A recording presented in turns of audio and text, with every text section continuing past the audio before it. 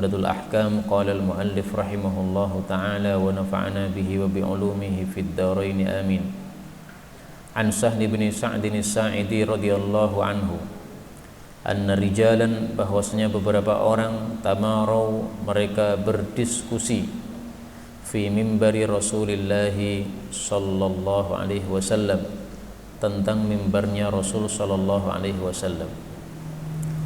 Min ayyi udin, dari kayu apa huwa mimbar itu. Faqala Sahlun, maka berkata Sahl as-Sa'idi, min tarfa'il ghabah, dari pohon torfa yang ada di Ghabah. Ghabah ini nama satu tempat di Madinah. Wa qad ra'aitu, dan sungguh aku telah melihat Rasulullah sallallahu alaihi wasallam qama alaihi, berdiri di atas mimbarnya, fakabbara, lalu takbir, yaitu salat. Wa kabbaron nasu, dan para manusia juga takbir, wara'ahu, di belakang Nabi sallallahu alaihi wasallam, maksudnya sebagai makmum. Wa huwa 'alal mimbar, sementara beliau di atas mimbarnya. Thumma raka'a, kemudian Nabi ruku', fa nazala, lalu turun dari mimbarnya, al-qahqara, dengan keadaan mundur, jadi tidak membalikkan badan. Thumma sajada, kemudian beliau sujud, fi aslil mimbar, di bawah mimbar, yaitu di tanahnya. Thumma, kemudian ada, beliau kembali, yaitu kembali naik, hatta faragha, sehingga beliau selesai, min akhir salatihi, dari akhir salat beliau. Thumma aqbala 'alan nasi, kemudian beliau menghadap kepada para manusia setelah salam, ya. Faqala, lalu beliau mengatakan, ya ayyuhan nas, wahai para manusia, innama, sesungguhnya tiada lain, sana'tu hadza, aku melakukan hal ini, yaitu salat di atas mimbar, lita'tammu bi, supaya kalian itu mengikuti salat saya, mencontoh salat saya, walita'allamu, dan supaya kalian itu mempelajari salati, salat saya. Wa fi lafdhin, dalam lafal yang lain, fa shalla wa huwa 'alaiha, beliau salat di atas mimbar. Thumma kabbara 'alaiha, kemudian takbir di atas mimbar. Thumma raka'a wa huwa 'alaiha, kemudian ruku' di atsmimbar. Thumma nazala al-qahqara, kemudian turun dengan mundur. Hadis ini bicara tentang salat Nabi Muhammad SAW di atas mimbar. Jadi beliau pernah dalam seumur hidupnya beliau salat di atas mimbar, tetapi hanya satu kali, tidak beliau ulangi lagi setelah itu. Maka ini menunjukkan bolehnya salat di atas mimbar apabila ada tujuan untuk mengajari tata cara salat kepada para jamaah. Secara hukum asal, imam dan makmum itu harus sejajar, tidak boleh imamnya lebih tinggi. Kalau imamnya naik di atas mimbar, ini kan berarti imamnya lebih tinggi. Nah, ini hukum asalnya tidak boleh. Tetapi kenapa di sini dilakukan oleh Nabi SAW? Ini karena ada tujuan untuk mengajarkan tata cara sholat. Karena kalau beliau di atas mimbar, maka tinggi tempatnya, semua jamaah semuanya bisa melihat, baik yang depan maupun yang belakang. Apa dalilnya bahwasanya imam dan makmum harus sejajar? Dalilnya dalam hadis yang lain riwayat Imam Abu Dawud. Naha Rasulullah sallallahu alaihi wasallam, Nabi melarang, ayyaqumal imamu, bahwasanya imam berdiri, fi makanin, pada satu tempat,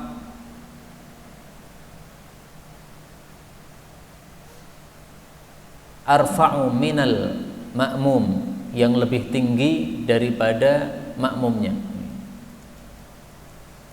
Saya carikan hadisnya, saya ingat saya dalam Sunan Abu Dawud.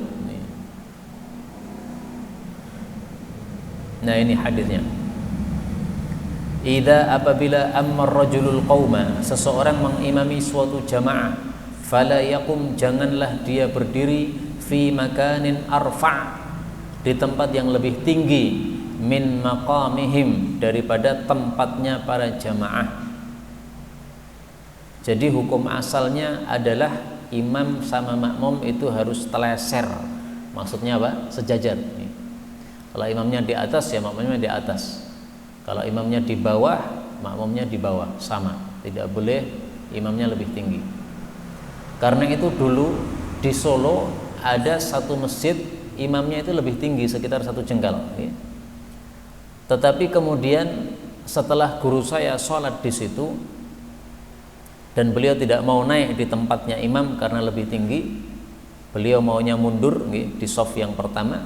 Nah, maka setelah kejadian itu kemudian para jamaah sampai hari ini mereka semuanya melakukan apa yang beliau lakukan, yaitu imamnya tidak pernah naik di atas tempat yang tinggi, maunya turun ke bawah supaya sejajar dengan para jamaah. Itulah yang sesuai sunnah Rasulullah sallallahu alaihi wasallam.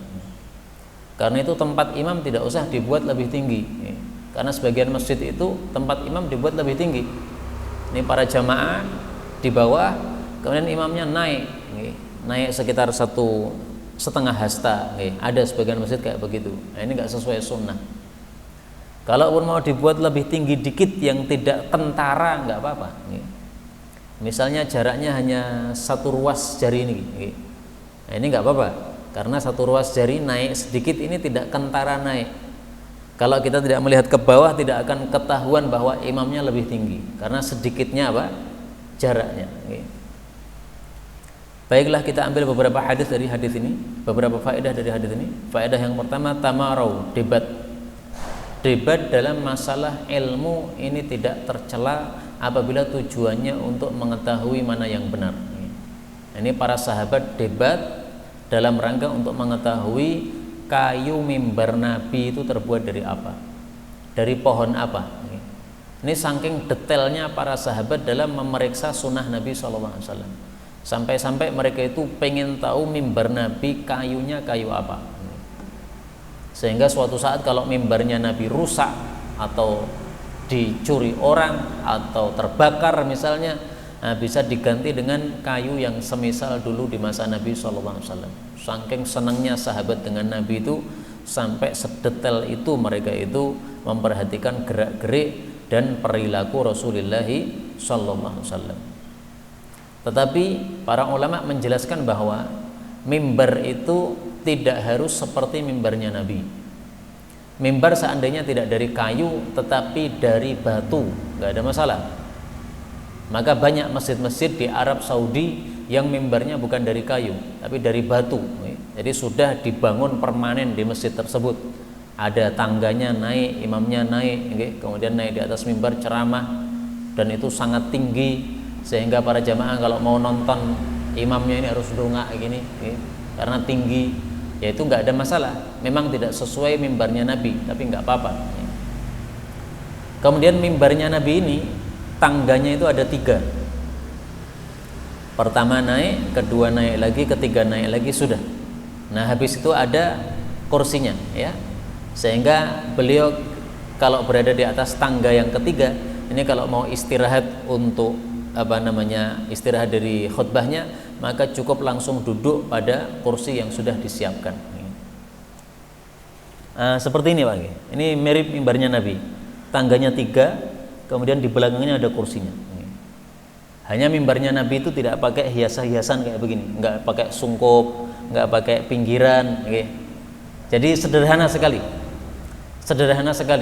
sampai-sampai sebagian sahabat mengatakan, saya khawatir kalau Nabi pas ceramahnya lagi dahsyat itu mimbarnya akan goncang jadi jatuh Nabi. Itu karena sederhananya mimbar. Kalau mimbar kayak gini kan nggak dikhawatirkan jatuh nih. Imamnya segendut apapun ini mimbarnya masih kuat nih, karena mimbarnya kokoh ini. Nah, mimbarnya Nabi itu sangat-sangat sederhana. Tapi para ulama mengatakan tidak harus mimbarnya itu tangganya 3, itu tidak harus. Karena mimbar itu hanya sekedar sarana supaya kalau khatib atau imam ini berada di atas berceramah itu semuanya bisa mendengarkan dengan baik. Karena itu kalau masjidnya terlalu luas, misalnya jamaahnya terlalu banyak, nah ini mimbarnya tangganya lebih dari 3 supaya lebih tinggi, nggak apa-apa. Kalau masjidnya kecil misalnya, ya musala kecil, nah, maka seandainya mimbarnya tidak ada tangganya, karena tidak perlu tinggi-tinggi, karena jamaah semua sudah bisa melihat ketika dia berdiri, nah, maka ini tidak ada masalah juga. Ya.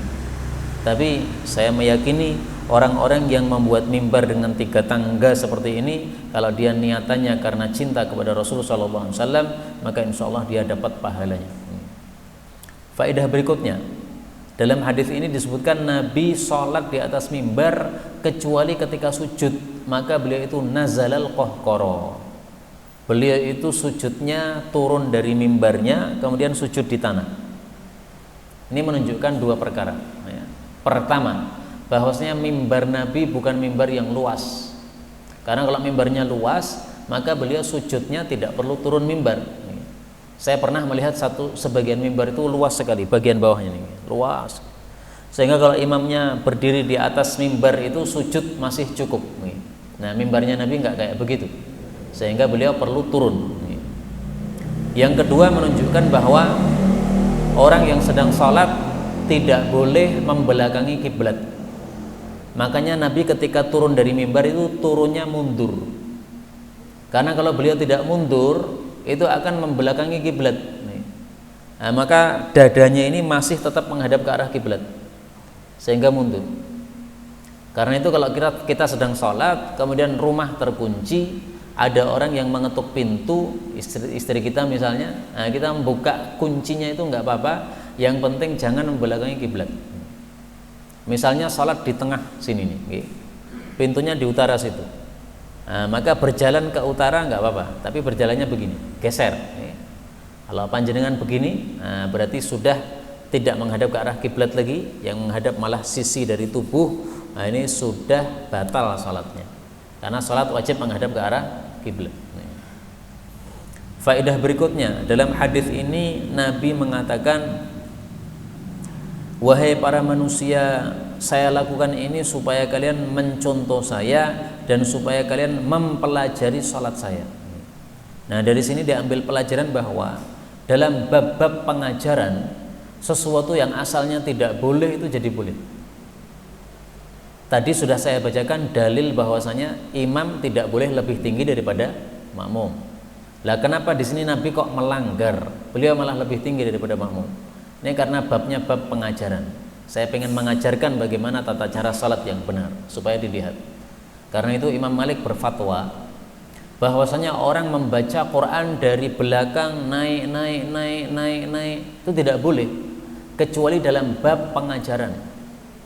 Anak-anak TPA tidak ada diajari dari surat Al-Baqarah, nggak akan ada yang mau datang nanti. Diajari pasti setelah Al-Fatihah, kemudian apa? An-Nas, mundur lagi Al-Falaq, mundur lagi Al-Ikhlas. Terus baca mundur gini ini nggak boleh sebenarnya, tapi bab pengajaran boleh.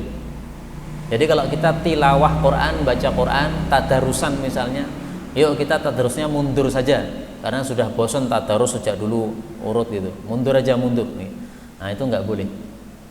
Ibnu Mas'ud pernah ditanya orang yang baca Qur'annya dengan mundur gimana? Kata Ibnu Mas'ud, rajulun mangkusul qalb, itu orang hatinya terbalik sehingga baca Qur'an juga terbalik. Nah, baca Qur'an itu urut, Fatihah, Baqarah, Ali Imran terus sampai An-Nas, katam lanjut lagi Fatihah. Nah, maka bab pengajaran ini khusus diperbolehkan. Sholat duha berjamaah tidak sesuai sunnah, boleh enggak? Boleh kalau untuk pengajaran anak-anak TK atau anak-anak SD yang masih kecil-kecil.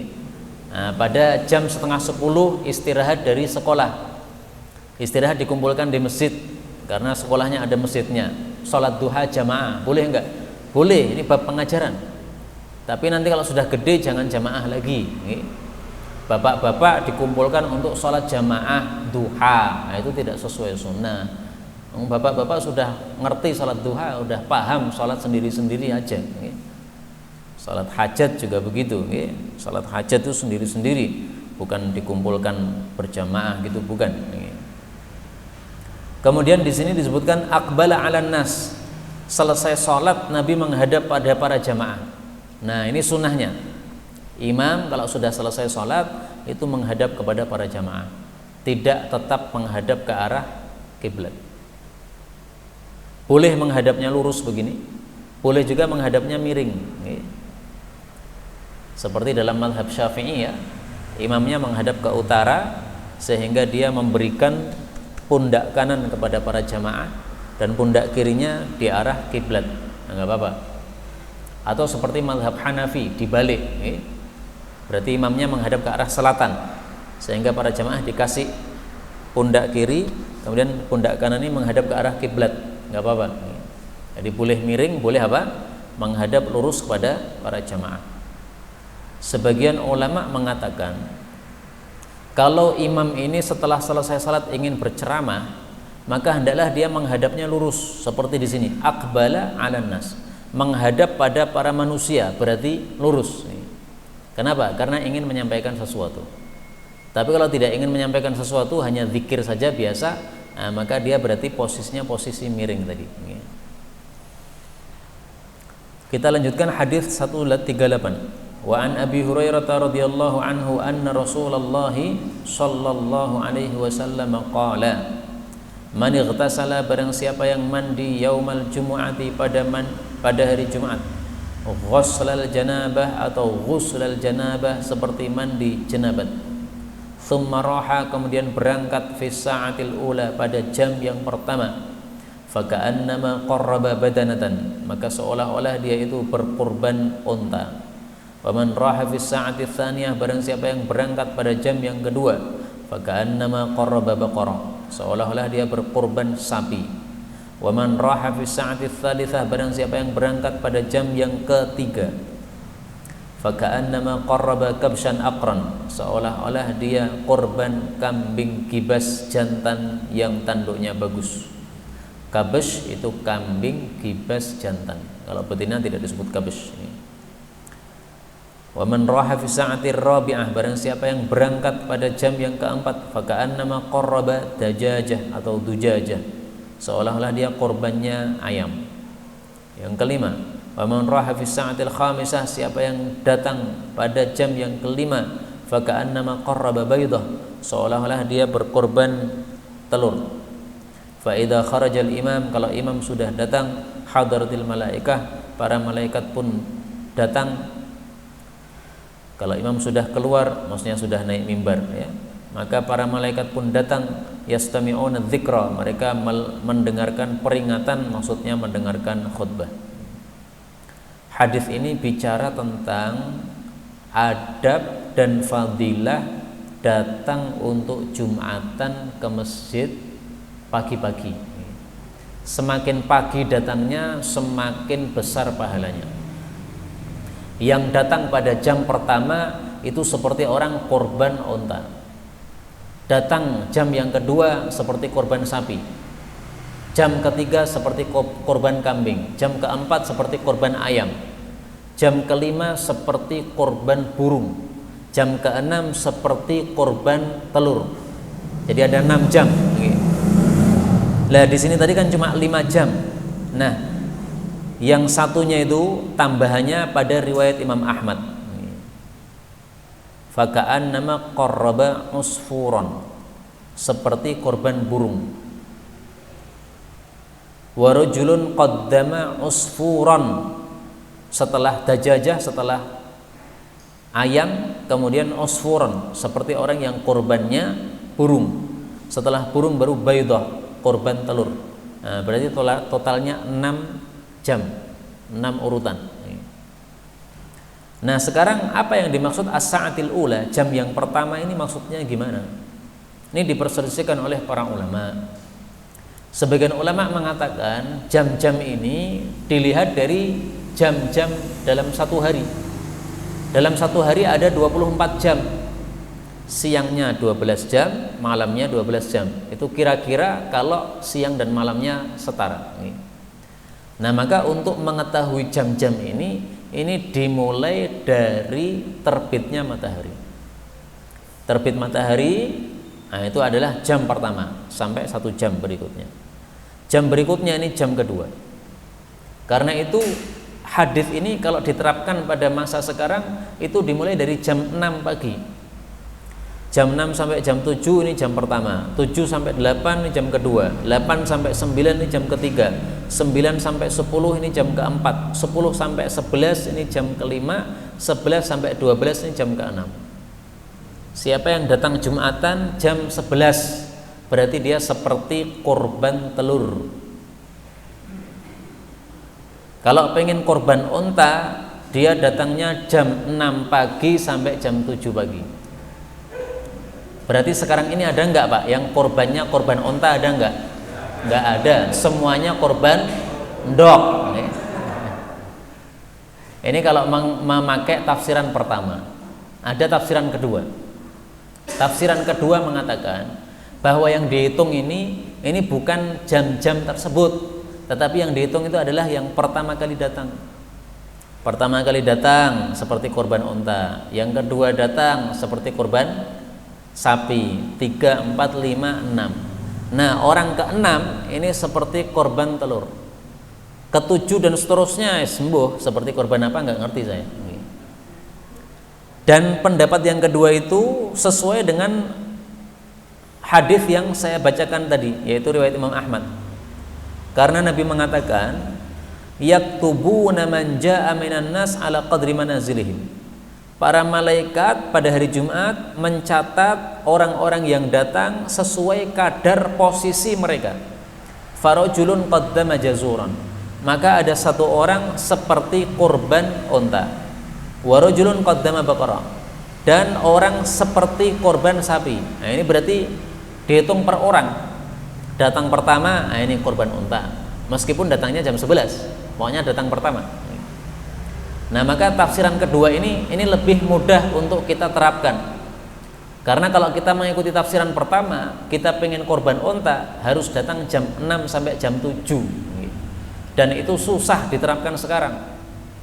Banyak masjid-masjid yang jam 6 sampai jam 7 untuk Jumatan belum siap. Masih dikancing atau masih belum dipel. Sehingga kalau kita datang ke masjid situ nanti digusur. Kenapa? Ini dipel dulu Pak, keluar dulu sono. Hari ini tadi saya tidak ada jadwal khutbah Jumat. Maka saya senang, alhamdulillah saya nggak ada jadwal khutbah, saya bisa datang pagi-pagi Jumatan. Akhirnya jam 10 saya berangkat Pak. Jam 10 ini kira-kira dapat korban apa nih? 6, 7, 8, 9, 10. 10 itu jam kelima Pak. Berarti korban burung. Korban burung nih. Ini kalau pakai tafsiran pertama loh. Tapi saya meyakini tafsiran kedua. Karena kalau saya meyakini tafsiran pertama, saya hanya dapat korban burung nih. Saya pilih tafsiran yang kedua aja lah. Saya datang jam 10 pertama kali, berarti saya seperti korban unta. Sampai masjid saya kaget. Pintu utara yang kecil itu biasanya dibuka, digembok itu Pak. Nah, maka saya pindah ke pintu yang timur, yang besar, biasanya nggak pernah dikunci, ternyata digembok juga. Akhirnya saya pulang lagi. Wes berarti raisoh itu onto ya wes. Takdirnya begitu. Nah, saya juga dalam hati dongkol juga. Ini tak mirip biranggena. Masjid itu jangan dikunci-kunci kayak begitu. Wah, ini untuk menjaga keamanan. Loh, untuk keamanan kan caranya tidak harus dikunci toh. Misalnya ruang utama digembok, ruang utama, tapi ruang luarnya itu masih dibuka, sehingga orang yang mau masuk sholat di ruangan luar masih bisa. Nah, ini ruangan luar juga dikunci, digembok dua-duanya, susah masuknya gimana? Ini saya khawatir termasuk orang yang menghalangi masjid Allah Subhanahu wa taala. Wa man adzlamu mimman mana'a masajidallah. Tidak ada orang yang lebih zalim daripada orang yang menghalangi untuk masuk masjidnya Allah Subhanahu wa taala, untuk ibadah di masjidnya Allah Subhanahu wa taala. Akhirnya saya berangkatnya itu jam setengah 12. Karena setengah 12 tuh saya yakin sudah buka. Saya nggak ngerti dibuka jam berapa. Karena biasanya saya tidak sholat di masjid kampung. Nah, ini pas nggak ada jadwal khutbah, saya sholatnya di masjid kampung. Setengah 12. Nah, setengah 12 masih bisa dapat shaf pertama. Shaf pertama masih ada yang longgar. Nah, ini sekedar contoh saja bahwa kadang-kadang kita mau menerapkan hadis Nabi SAW susah. Tapi saya yakin, karena saya sudah punya aksi, yaitu berangkat ke masjid jam 10 pagi, maka meskipun saya tidak bisa masuk karena dikunci, karena sudah ada niatan, saya sudah dapat korban unta. Menurut saya nih, karena sudah apa?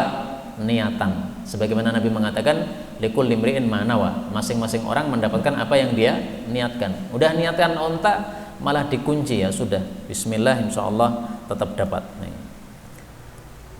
Baik, karena itu kaum muslimin rahimani wa rahimakumullah, marilah kita pada Jumatan itu kita berusaha untuk datang yang pertama kali. Kalau kita tahu misalnya orang-orang datang Jumatan itu biasanya jam 11, nah, berarti jam 11 kurang 5 kita berangkat. Kalau kita ngerti biasanya orang-orang itu berangkat Jumatan jam 11 lebih seperempat, nah berarti jam 11 kita datang. Pokoknya usahakan yang apa? Pertama. Nah, kalau imam malah sunnahnya bukan datang pertama. Imam itu sunnahnya datang langsung naik mimbar, sebagaimana dalam hadis tadi disebutkan, fa idza kharajal imam, kalau imam sudah keluar maksudnya keluar dari rumahnya menuju ke mimbar, naik mimbar. Karena dalam hadis yang lain disebutkan fa idza jalasal imam, kalau imam sudah duduk di mimbar. Nah, jadi imam itu begitu datang duduk di mimbar, hadaratil malaikatu yastami'una dzikra, malaikat hadir untuk ikut mendengarkan ceramah. Kenapa kok imam itu sebaiknya datang akhir, bukan malah datang jam 10, jam 11? Para ulama fikih mengatakan supaya itu menjaga kewibawaan. Karena kalau imamnya yang datang yang awal kemudian suruh nunggu, nah nanti lama-lama jamaah itu ngentengke. Nah, Pak Imam belum teko, kowe santai. Tapi kalau imam datang langsung ceramah, nah ini kewibawaan, sehingga para jamaah tidak akan dia ngentengkan, tidak akan dia mengatakan imamnya belum datang, kami masih di rumah dulu, enggak akan. Karena begitu imam datang langsung terjadi khutbah Jumat tersebut. Nah, itu disebutkan oleh para ulama fikih, wallahu a'lam. Kemudian dari hadis ini diambil beberapa faedah. Faedah pertama, disunnahkannya ikhtasala, mandi untuk Jumatan. Dan mandi ini hukumnya sunnah menurut mayoritas para ulama. Menyelisih mereka, sebagian ulama madhab Maliki berpendapat bahwa mandi Jumatan hukumnya wajib. Tapi dalil-dalil menunjukkan bahwa hukumnya sunnah. Kemudian faedah berikutnya, bahwa mandi pada hari Jumat itu ghuslal janabah, itu seperti mandi junub. Maksudnya mandinya mandi seluruh tubuh, dari kepala sampai kaki, semuanya harus basah. Kalau ada yang tidak basah, itu berarti bukan mandi junub, berarti belum mengamalkan hadis ini. Oh, saya sudah mandi, iya, tapi mandimu hanya sampai kepala, sementara bagian kepala ya sampai bawah kepala, atas kepala belum kamu kasih air, nah itu belum melaksanakan hadis ini. Itu namanya bukan mandi, tapi itu semi mandi, semi mandi ya, karena yang dimaksud mandi di sini adalah mandi janabah. Faedah berikutnya, dalam hadis ini disebutkan yang pertama kali korban onta. Karena itu mazhab Syafi'i berpendapat korban Idul Adha itu yang paling utama adalah korban onta. Setelah itu korban sapi, setelah itu korban kambing. Urutannya begini. Tapi yang dimaksud korban onta itu satu onta, yang dimaksud korban sapi itu satu sapi. Adapun kalau korban 1/7 sapi, maka itu derajatnya di bawah korban kambing. Jadi urutannya onta, sapi, kambing, tapi satu. Dan saya belum pernah melihat mazhab yang berpendapat korban 1/7 sapi lebih utama daripada korban 1 kambing. Saya belum tahu.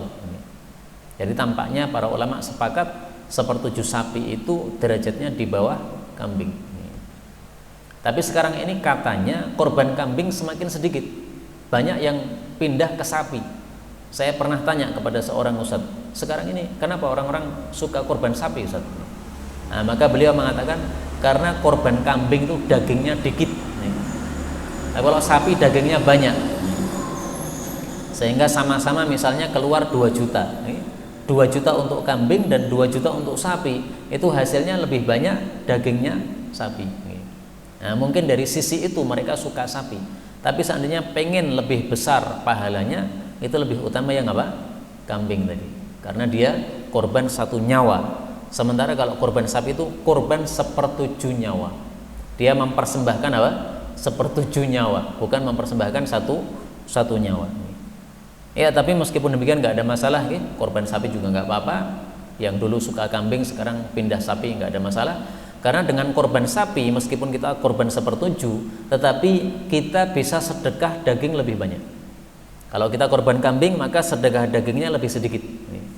Nah, tapi tetap saja para ulama katakan yang kambing lebih utama. Kenapa? Pertama, dia korban 1 nyawa. Kedua, dagingnya kambing lebih lezat, lebih enak, lebih lezat dari sisi rasa daripada daging sapi.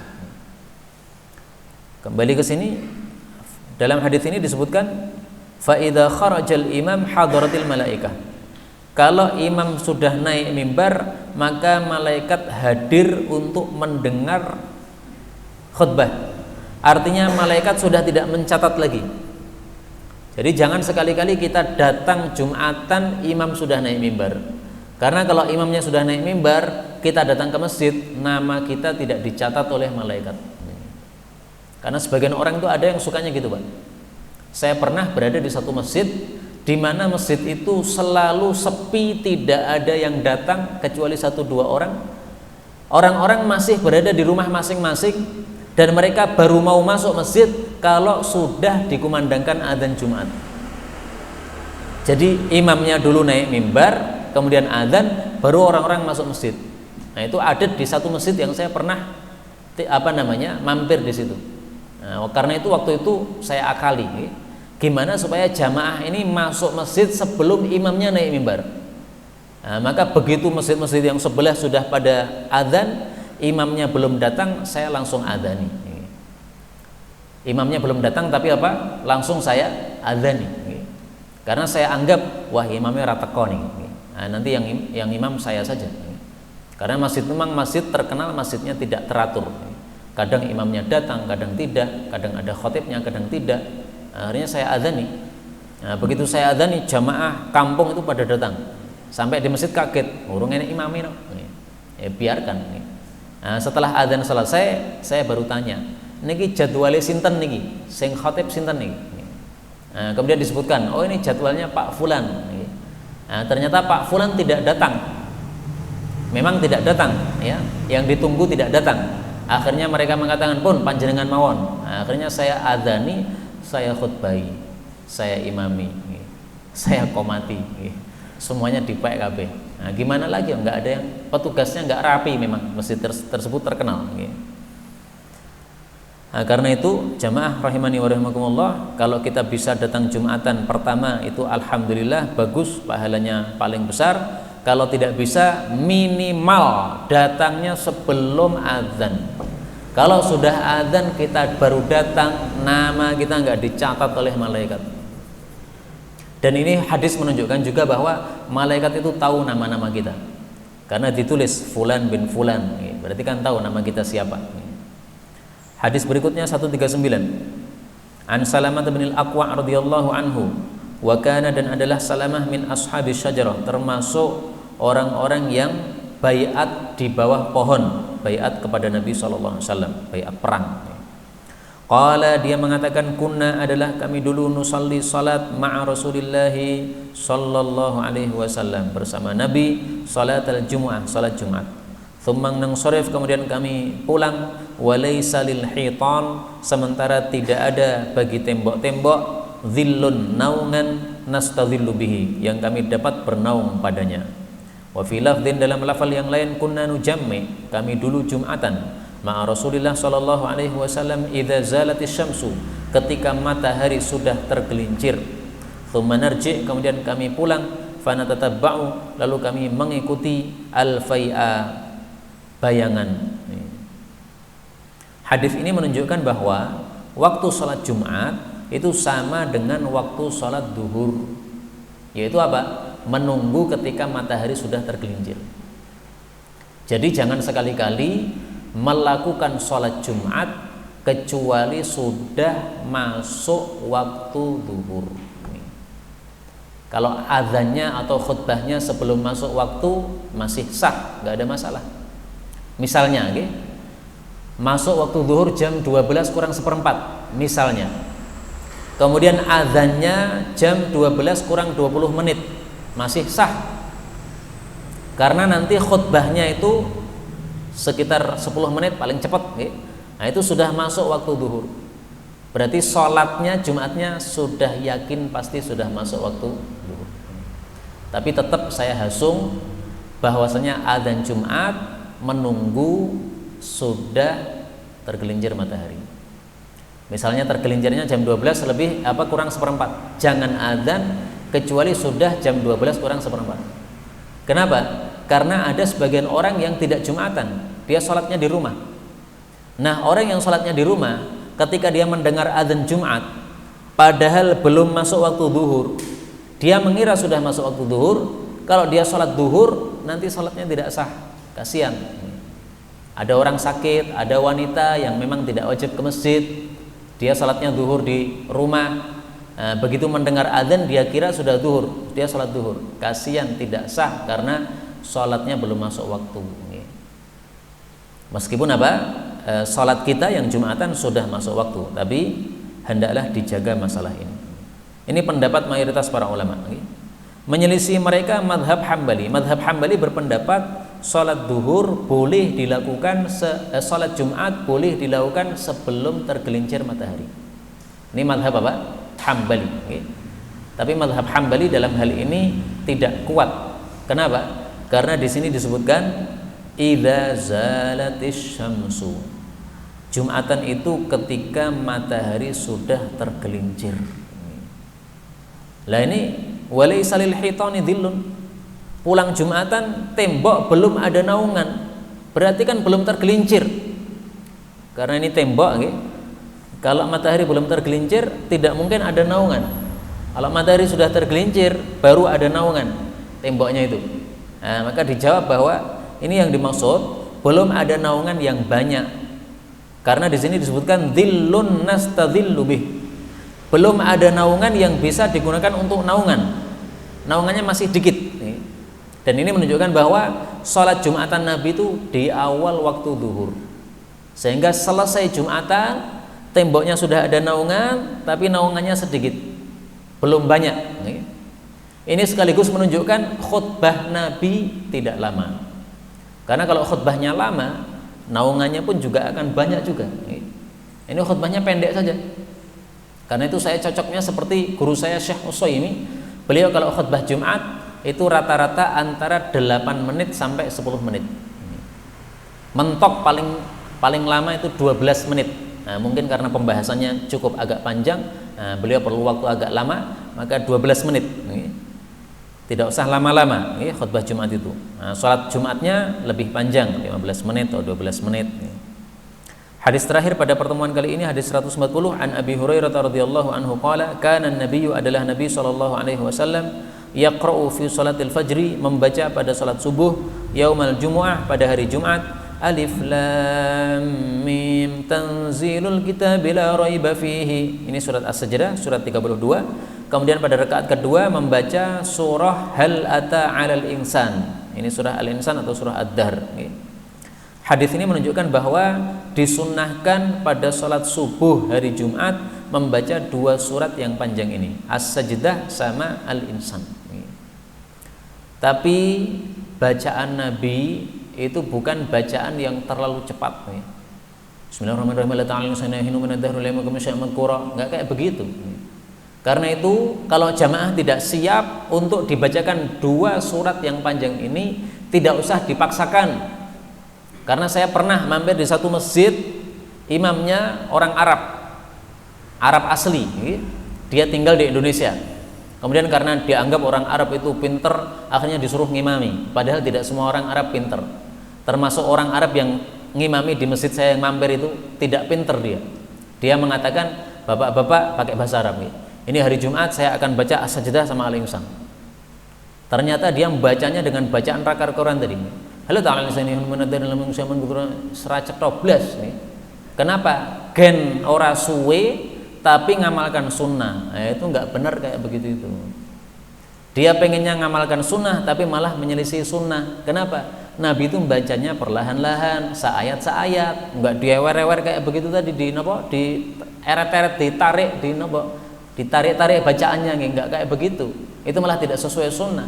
Lebih baik kamu baca surat yang pendek, Iqra atau Al-Bayyinah, tapi bacaannya yang benar daripada baca secara salah seperti itu. Karena ini hanya sunnah saja. Ini hanya sunnah saja seperti ini, tidak wajib. Dan salat subuh pada hari Jumat ini adalah salat yang paling utama. Sebagaimana sabda Nabi SAW, afdhalus sholawati, salat yang paling utama, maksudnya paling besar pahalanya, indallah, di hadapan Allah, salatus subuh, salat subuh, yaumal jum'ah, di hari Jumat, tetapi fi jamaah, yang dilakukan berjamaah. Hadis riwayat Abu Nuaim dan Baihaqi dalam Syu'abul Iman. Karena itu tolong salat subuh hari Jumat jangan sekali-kali terlambat. Dialah salat yang paling besar pahalanya, lebih besar dari pahala salat Jumat, lebih besar daripada pahala salat Idul Fitri, lebih besar dari pahala salat Idul Adha. Karena di sini Nabi mengatakan afdhalus sholawat, salat paling afdol. Paling afdol itu paling besar pahalanya. Wallahu ta'ala alam bisawab. Inilah yang dapat kita pelajari, benar dari Allah. Kalau ada salah maka fa astaghfirullahal azim li wa lakum walhamdulillahi rabbil alamin.